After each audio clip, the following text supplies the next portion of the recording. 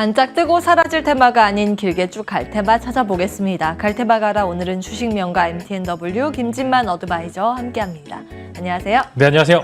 네, 먼저 종목 리뷰부터 해볼 텐데요. 지난주 딱 이 시간에 말씀 주신 두 종목 모두 10% 안팎의 수익을 올리고 있습니다. 먼저 E&D 볼 텐데 9.6% 수익 챙기고 있거든요.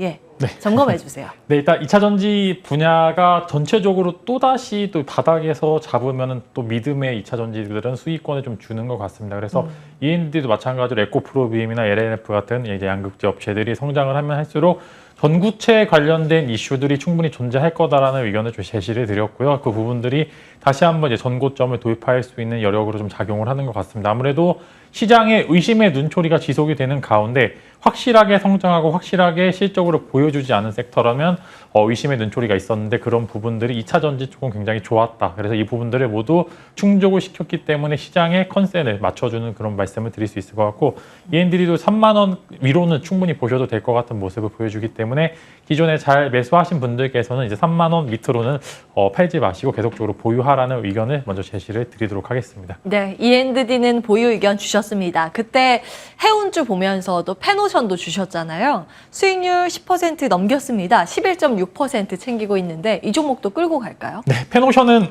그때도 많이 올랐었는데 더 오를 수 있을 거라는 의견을 제시를 드렸고요. 이제 외형적으로 성장도 잘하고 있는데 이제 또 BDI 지수가 그때 말씀드렸던 부분에서 더 오르고 있더라고요. 이제 그런 부분들이 상하이 봉쇄가 조금씩 풀리기 시작하면서 묶여 있었던 물동량이 확 증가를 하면서 다시 한번 이제 BDI 지수의 상승을 야기를 하고 있고요. 이런 부분들이 2분기, 3분기까지 쭉 나타난다면 단기적으로 이제 계속적으로 좋은 수급이 나타날 수 있을 것 같고 지금 이제 자막으로 나가네요. 정말 무시무시한 수급입니다. 기관들과 외국인들이 정말 이 악물고 매수를 하고 있는데 이제 마찬가지로 8,000원 위로 한 8,300원까지는 충분히 보셔도 될 것 같다라는 의견을 제시를 드리면서 이제 매수하신 분들은 축하드리고 조금 더 이제 엉덩이 무겁게 한번 기다려 보자라는 의견까지 제시를 드리도록 하겠습니다. 네, 함께하신 분들 수익 축하드립니다. 우리는 또 새로운 종목 찾아야겠죠. 두 번째 테마 두 가지 준비가 돼 있습니다. 하나하나 열어볼게요.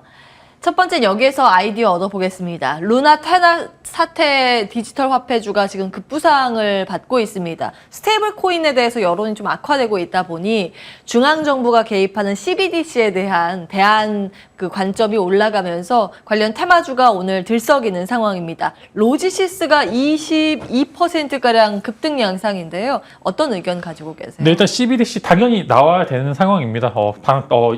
가상화폐가 조금 리스크가 존재가 나오면 나올수록 디지털 화폐에 관련된 이슈는 반사적으로 해서 이제 코인 시장이 무너지면 CBDC 시장이 다시 한번 나올 수 있을 만한 이슈가 있을 것 같고요. 원래는 조금 더 긍정적인 영향이 있었어야 됐는데 이제 워낙 베이징 올림픽이 코로나 때문에 거의 이제 좀 사실상 좀 외부적으로 좀 실패한 올림픽이 나오면서 그런 부분들이 좀 하락세로 나왔고 있고요. 지금 바닥에서 다시 한번 이제 루나 사태로 인해서 오케이 사인이 나와서 전체적으로 다시 한번 섹터가 올라오고 있는데요. 일단은 관련 주들 자체가 어떤 모멘텀으로 오르는지 보셔야 되는데 일단 긍정적인 부분들은 뭐 한국도 마찬가지로 이제 CBDC 모의 실험을 하고 있는데 이 부분에서 포함이 되어 있어서 관련 사업을 영위하는 기업들도 있고요. 단순히 CBDC 관련주로서 조금 테마 정도만 엮여 있는 기업들이 조금 나뉘게 되고 있는데 이런 포인트들로 과연 어떤 기업이 정말로 이제 국내에서 영향을 받을 수 있을지 만약 국내도 이미 CBDC에 대해서 글로벌적으로 탑에 지금 이제 진행력을 갖고 있기 때문에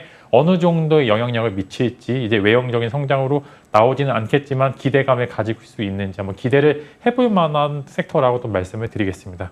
지금 뭐 각국의 중앙은행이 한 몇 년 전부터 CBDC는 준비하고 있는데 자 그럼 우린 투자의 관점에서는 어떤 종목 주목해 볼 수 있을까요? 네. 코나이 한번 보면 좋을 것 같은데 이제 조금 생소하실 수도 있습니다. 생소하실 수도 있는데 마찬가지로 CBDC 관련주로 엮이기 충분한 기업이라고 좀 말씀을 드리겠고요. 일단은 동사는 스마트 카드 관련된 토탈 솔루션, 그 다음에 결제 플랫폼을 제공을 하면서 이전에 어떤 테마로 엮었냐면 지역 화폐 테마로 엮였습니다. 그래서 지역 화폐를 이제 사용함에 따라 이제 코나이 어플리케이션을 통해서 사용하시는 분들도 굉장히 많았는데요. 이전에는 뭐 이재명 전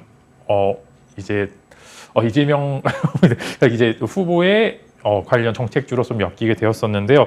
지금은 이제 CBDC 관련돼서 이슈를 보면은 그라운드 X의 협력사로서 CBDC 모의 실험에 참가하고 있고요. 그다음에 이제 회사 자체로도 보안 기능을 인증 기술로 인해서 이제 CBDC의 장점이 어떻게 되냐면은 예를 들어 LTE나 통신망이 끊기게 되면 현금을 못 쓸 수도 있잖아요. 근데 이런 상황에서도 쓸 수 있는 시스템을 구축하겠다라고 이제 회사 자체에서 발표를 했기 때문에 코나이도 한 번 정도 긍정적으로 CBDC 관련주로서 보시면 좋을 것 같고요. 일단 목표가로는 3만 원, 손절가로는 18,000원을 제시를 드리도록 하겠습니다. 네, 이재명 전 경기지사 네, 그렇죠. 관련해서 이제 이슈도 있었다라는 점 체크해 주셨습니다. 코나이 봤고요. 다음 테마 열어보겠습니다. 다음 테마는 팹리스 관련주 반도체 쪽 볼까요? 정부 지원 등에 업고 훨훨 날아갈까에 대한 고민해 주셨습니다. LX 세미콘 5%의 강세고 동훈 아나텍, 텔레칩스 이런 시스템 반도체 쪽이 오늘 강세를 보이고 있습니다. 팹리스라고 하면 말 그대로 공장 없이 반도체 설계를 전문으로 하는 기업들인데요. 어떤 관점이세요? 네, 국내는 생각보다 파운드리 쪽도 생각보다 세고 그다음에 IDM이죠. 삼성전자, 하이닉스를 필두로 한 설계와 생산까지 같이 하고 있는 기업들. 반도체사 한국의 좀 메인 성장 산업이긴 한데 팹리스 쪽은 생각보다 되게 약했습니다. 그만큼 팹리스가 약했다는 거는 파운드리, 하이 파운더리가 살아남거나 신규 사업자로 진출하기 어려울 수 있는 사업 환경에 나오고 있는데 그렇기 때문에 정부 정책으로서 파운드리 분야가 아니라 약했던 팹리스 쪽의 정책적인 지원이 폭발적으로 일어나게 될 가능성이 굉장히 크고 실제로 정책적으로 보면 파운드리 분야가 아니라 생각보다 팹리스 쪽에 정책적인 지원이 굉장히 많이 나오고 있다는 그런 의견을 제시를 드리고 당연히 팹리스 기업들은 여러 가지 종목이지만 대부분 적자 상황입니다. 이제 텔레칩스를 제외하고 LX 세미콘이나